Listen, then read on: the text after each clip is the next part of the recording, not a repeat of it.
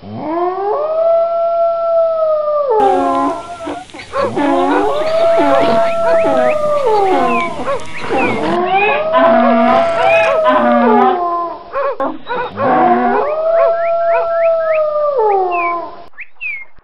الحيوانات، يشرفني أن أترأس المؤتمر الأول لحيوانات المغرب، وأشكر وحوش الغابة، الطيور والزواحف على الثقة التي وضعوها في رفيقهم الذئب.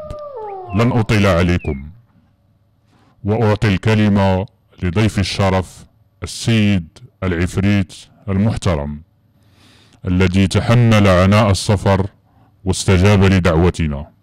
الكلمة لك فخامة العفريت. شكرا دولة الرئيس السيد الذئب المحترم. تنحييكم إخواني وأخواتي الحيوانات، وتنتمنى النجاح للمؤتمر ديالكم. أنا ماشي حيوان، أنا عفريت، ولكن حتى حنا تنضامنوا معاكم لأن المعاناة ديالكم هي المعاناة ديالنا، وحتى حنا تيجبدونا المغاربة، وخصوصا الرجل الثاني في هرم الدولة واللي ديما معدي علينا وعلى خوتي العفاريت والجنون. إلا بغيتو نتوحدو وكاع القدرات والأسلحة ديالنا حنا العفاريت ران الإشارة ديالكم. الصراحة بقاو فيا الحمير والكلاب والتماسيح اللي تيبهدلوهم المغاربة، وانا معاكم في القرار اللي غادي نتاخدوه. بغيتو الحرب انا معاكم، بغيتو المفاوضات مع المغاربة انا معاكم، وتنأكد لكم انهم ما غاديينش يعرفوا الدقة منين غادا تجيهم، والبادي اظلم. المهم انا معاكم دابا بصفة مراقب، ولكن تنحس براسي واحد منكم. عمر شي حيوان تعدى عليا، عمر شي حمار جبدني، عمر شي واحد منكم هاني وضحك عليا. غادي نوري لبنكيران اش تيسواو العفاريت، غنرجعو كي الحمق. وإلا شفتو هاد الايام تيدخل ويخرج في الهضرة، عرفوا بلي الحرب بدات، وغادي نخلي المغاربة كاملين يضحكوا عليه في نهاية المطاف. وكيف ما تيقولوا المغاربة في الهضرة ديالهم، الحساب على تالي. خلاو كلشي وتابعين الحيوانات والجنون والعفاريت. الشعب في شكل وعنده سياسيين في شي شكل. ما تسكتوش وتأكدوا ان الجنون والعفاريت والحشرات حتى هي معاكم. راني هدرت معاها ومستعدة باش تبدا تقرص فيهم وتعضهم، البق والبرغوث والبخوش، حتى يعطيونا التيقار ويحلوا مشاكلهم وخلافاتهم بعيدة علينا، وماشي اي زبلة داروها يلصقوها فينا. وعاشت الوحدة بين العفاريت والحيوانات، عاشت الكتلة التاريخية. ومنين نتفقوا ونصدروا البيان الختامي غنحدوا النهار اللي غادي نخرجوا فيه كاملين. وفكها يا من وحلتيها، فك هاديك الساعة السي شباط، فك هاديك الساعة السي بن كيران. السلام عليكم ورحمة الله وبركاته. تحية لضيف الشرف السيد العفريت. والكلمة الآن للكاتب الأول لأنهار التماسيح وزعيم إقليم البرمائيات. الكلمة لك سيدي التمساح. شكرا دولة الرئيس. باسمي وأصالة عن باقي التماسيح وجه شكري للسيد العفريت. أنا 3 سنين هادي وأنا تنبكي، ملي جاب نكيران وأنا تنبكي. ماشي دموع التماسيح كيف تيعتقدوا، ولكن تنبكي بالصح ومن قلبي. اش دخلني أنا في حسابات بن كيران السياسية؟ وعلاش تيجبدني كل ما حصل وما لقاش الحل؟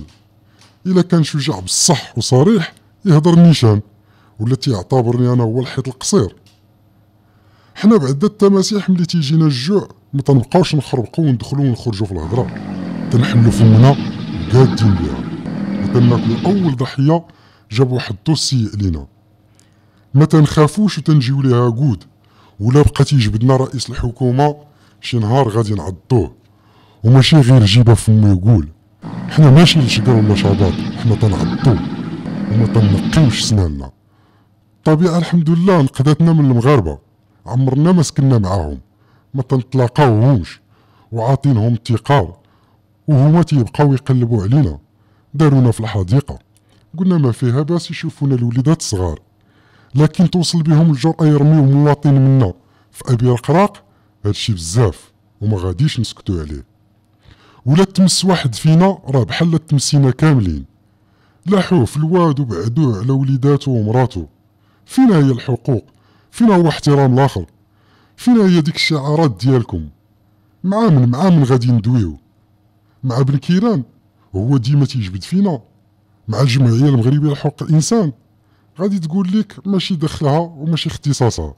والمهم النهار اللي عض داك التمساح شي واحد ما تجيوش تشكاو.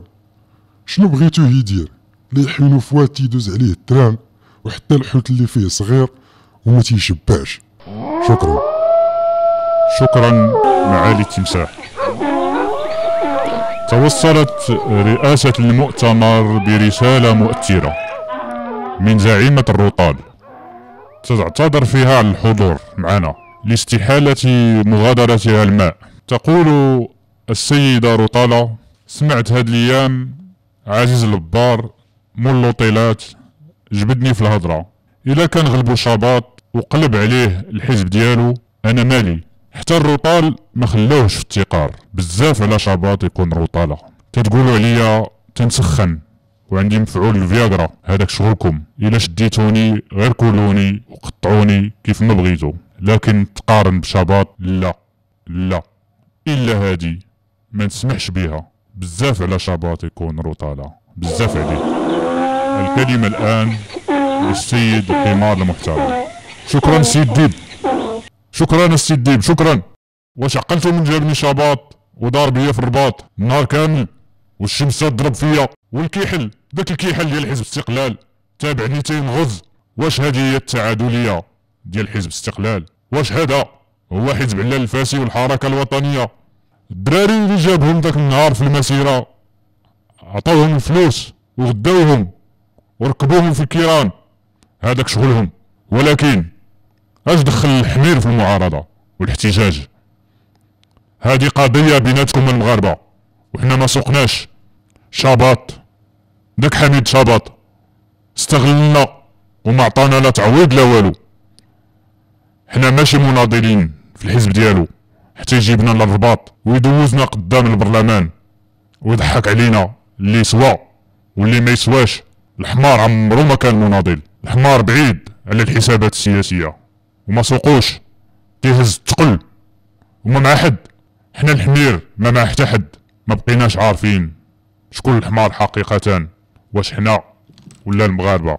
وسمحوا لي تضحكوا علينا، ولكن راه الضحك فيكم وما عيقينش. قلنا ما فيها باس، اللي بغيتو تعيروه تتقولوا عليه حمار.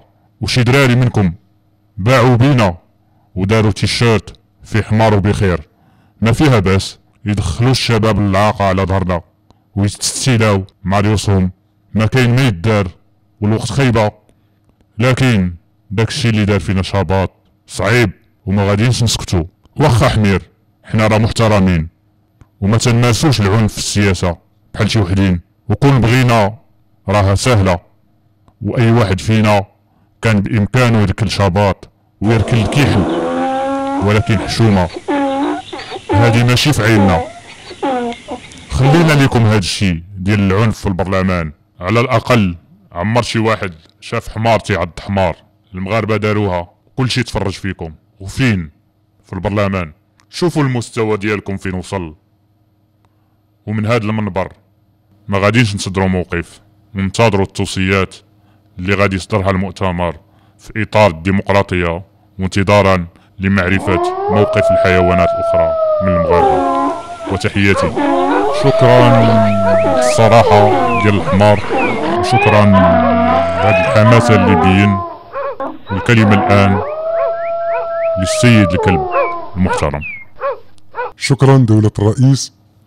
جبتي أيها الحمار المحترم حميد شعباط ونسيتي أننا حنا الأولانيين الضحية ديالو. استغلنا باش يوصل لهذا الشيء اللي وصل ليه اليوم. كون ما كناش حنا الكلاب، كون مازال أفلال هو مول النقابة ديال الحزب. دار لينا شاباط السلاسل والصماطي ودانا للنقابة باش نعضو صحاب عبد الرزاق أفلال. خلعناهم وهربوا مساكن وخلاو ليه النقابة. هادشي ماشي دورنا. تنخدمو مع البوليس، خدمو مع السلطة المغربية، ولكن ترفضو ندخلو بين الفرقاء السياسيين المغاربة. هاد شاباط أساء لينا وأساء للحمير وكاع الحيوانات، ولا استمر هكا غادي يسيء حتى للمغاربة، حيت تيشعل العافية وشي نهار تقدر توقع الحرب بيننا وبين المغاربة كاملين. الله يحفظ إلا استمر الوضع هكا. فهاد المؤتمر ديالنا خصنا نعلنو بصوت مسموع، نعلنو على رفضنا لإقحام الحيوانات في السياسة، وإلا ما قبلوش المغاربة راحنا مستعدين لاستعمال وسائل أخرى. هادشي ماشي تهديد، ولكن راه بزاف هادشي بزاف. شكرا. تنشكر الحيوانات المغربية على الروح الوطنية العالية ديالها وعلى الغيرة على المغرب، وتنتمنى يكون هذا المؤتمر عبرة للسياسيين وعلى الخصوص لبن كيران وشاباط. وتنحييكم على مستوى النقاش الحيواني ديالكم اللي خاص المغاربة البشر يستافدوا منه ويتعلموا منا احنا الحيوانات آداب الحوار. وإلى اللقاء في المؤتمر الثاني للحيوانات المغربية.